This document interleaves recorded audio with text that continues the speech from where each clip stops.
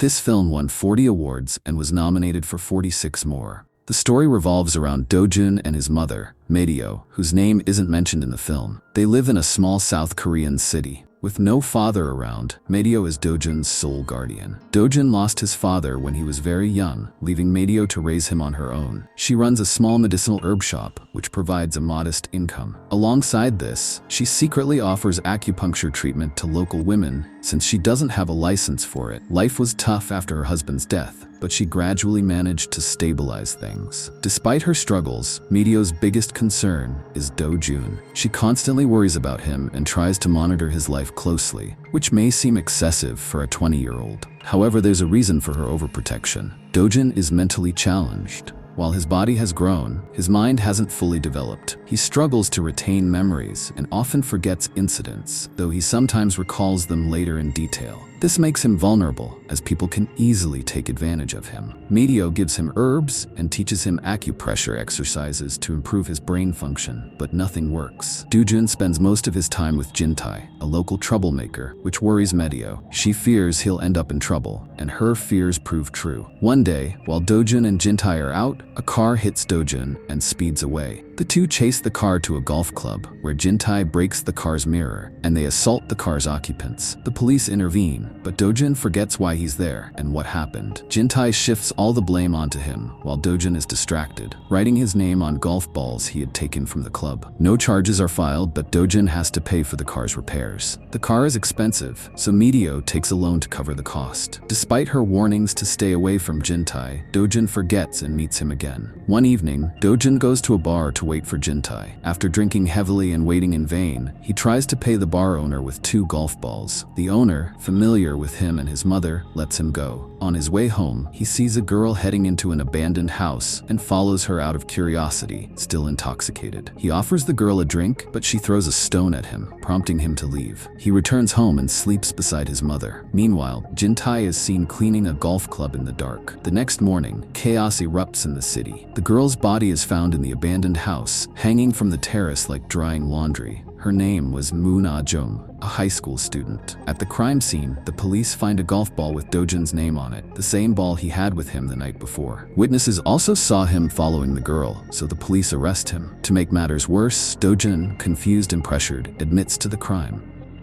He is sentenced to 15 years in prison. The small town is shocked by the incident, as nothing like this had happened there in years. People flock to the investigation site as if it were a movie set. One of the investigators, Jae-moon, knows Do-jun and Maedeo personally. He believes Do-jun isn't capable of murder and tries to convince his colleagues. However, Do-jun's own statements, like claiming he could be bad, complicate things. The police also discover he had bothered a girl at the bar that night, giving them a possible motive for an attempted assault.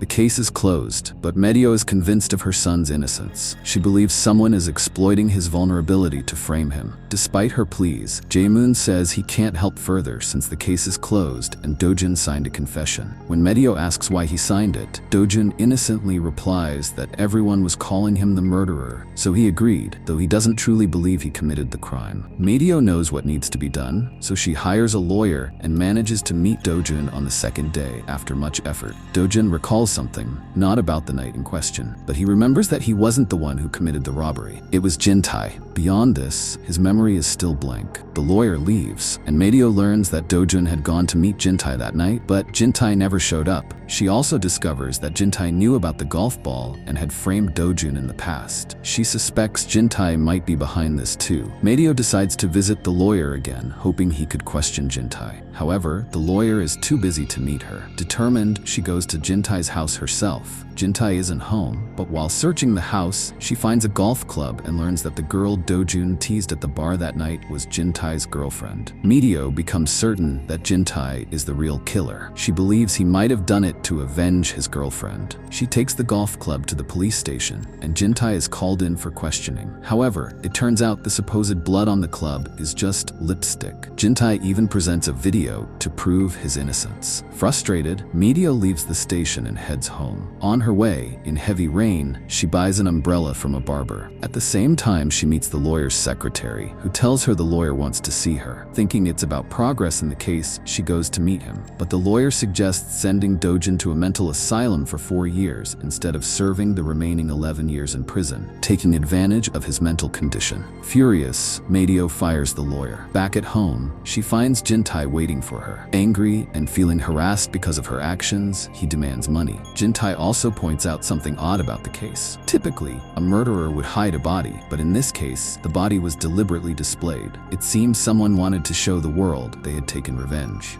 Medio agrees this could be true. She visits Dojun again and urges him to remember if he saw anyone else that night. Suddenly, Dojun recalls a traumatic memory. When he was 5, Medio had given him poison to drink, intending to kill him. Shocked, Medio explains they had both tried to commit suicide due to her struggles at the time. The poison wasn't strong enough to kill them, but it may have caused Dojun's mental challenges. Despite her explanation, Dojun doesn't understand and asks her to leave. Heartbroken, Medio returns home and looks through old photos. She reprints one and visits the photo studio, where the studio owner remembers the murdered girl. The girl had come with a friend to print photos despite warnings about poor quality from her phone camera. The studio owner remembered her vividly because of her nosebleeds. Medio thinks she might find clues from Ajun's phone. She visits the school Ajun attended and talks to some students, learning a lot about her. Ajun's mother had passed away years ago, and her father had run away with another woman. Since then, she lived with her grandmother, who wasn't much help. Her grandmother spent her days drinking, often with rice liquor, leaving Ajun to fend for herself without proper care or supervision. People gossiped about Ajun, calling her the rice cake girl because of her strange habit. She would spend time with anyone who gave her rice or rice cakes. She was also known for secretly taking photos of boys. Her friend had hacked her phone to mute the camera's sound, making it easy for her to take photos without anyone noticing. When Medio asks this friend about the phone, the girl tries to escape but doesn't get far. Medio notices 2 boys also after the phone, and they even attack the girl over it. These boys reveal that the phone contained compromising photos, and if anyone else got hold of it, they'd be in trouble. Ajun had reportedly planned to sell the phone for rice liquor, but after her death, they assumed her friend might have it. However, the friend had nothing to offer. Medio suspects the phone might still be in Ajun's house. She searches and finds it there. Meanwhile, Dojun starts recalling details about that night. He suddenly remembers seeing an old man in the abandoned house. Fearing he might forget again, he calls Medio to share this memory. Later, it's revealed that Dojun will be released soon as there is no evidence against him. Instead, the police arrest JP, who was Ajun's boyfriend.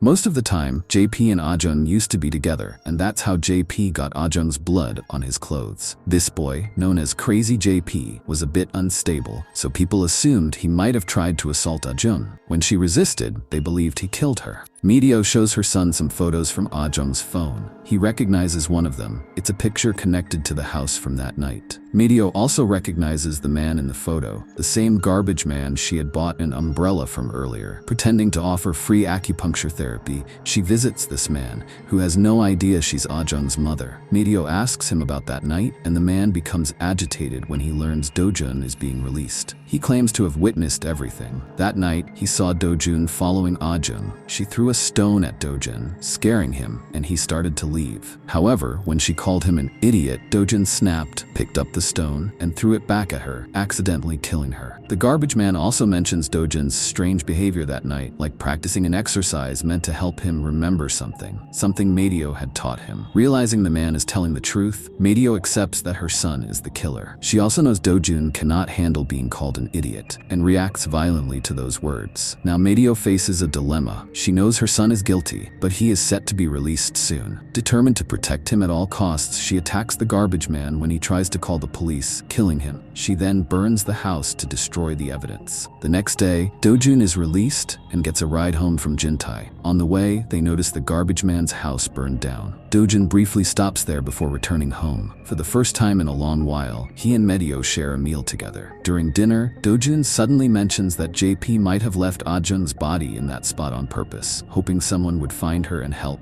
He says he doesn't remember killing her, but admits that she was already dead when he last saw her. Thinking she was unconscious, he dragged her body upstairs, hoping someone would notice from a distance. What shocks the audience is Medio's reaction. Her face remains expressionless. She knows her son killed Ah-jung, that JP is innocent, and that she herself committed murder to cover it up. But none of it matters to her anymore. Having her son with her is all she cares about. The next day, as Dojun prepares to go on a trip with his friends, he gives Medio her acupuncture needle box, which had been missing since the day she burned the house. He found it at the garbage man's place. Seeing the box terrifies Medio, reminding her of her crime. While Dojun doesn't seem suspicious or ask how the box got there, Medio knows the truth. She realizes she might live the rest of her life in fear, dreading the day her son might uncover what she's done. Still, she decides to suppress these thoughts and move on. Joining her friends on a bus trip, she takes a special acupuncture injection to numb her guilt and begins to enjoy herself. The film ends here, leaving viewers to reflect on its layered narrative and moral complexities.